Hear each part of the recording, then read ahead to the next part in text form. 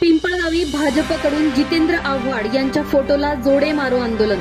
राष्ट्रवादी काँग्रेस शरद पवार गटाचे नेते जितेंद्र आव्हाड यांनी काल महाडमध्ये मनुस्मृती दहन केले। अभ्यासक्रमात मनुस्मृतीतील श्लोक घेण्यात येणार असल्याच्या निषेधार्थ त्यांनी ही भूमिका घेतली होती। मात्र मनुस्मृती दहन करत असतानाच आव्हाड यांच्याकडून डॉक्टर बाबासाहेब आंबेडकर यांचा फोटो असलेलं पोस्टर फाडलं गेलं। अनावधानाने हा प्रकार घडल्याचं सांगत आव्हाड यांनी या प्रकरणी माफी मागितली असली तरी यामुळे भाजप भलतंच आक्रमक झालं असून त्यांनी निषेध करत हा मुद्दा जोरदार लावून धरला आहे। यावेळी पिंपळगावी देखील त्याचे पडसाद उमटले असून भाजपच्या वतीने जोडे मारो आंदोलन घेण्यात आले। जितेंद्र आव्हाड यांच्या विरोधात राज्यभरात भाजपतर्फे आंदोलन करण्यात येत आहे। त्यामुळे एकंदर वातावरण खूपच तापलेलं दिसत आहे। आंदोलनकर्ते चांगलेच आक्रमक झाले असून काही ठिकाणी आव्हाडांचा प्रतिकात्मक पुतळा जाळण्याचाही प्रकार करण्यात आला, तर पिंपळगाव शहरात आव्हाड यांच्या फोटोला जोडे मारून निषेध करण्यात आला।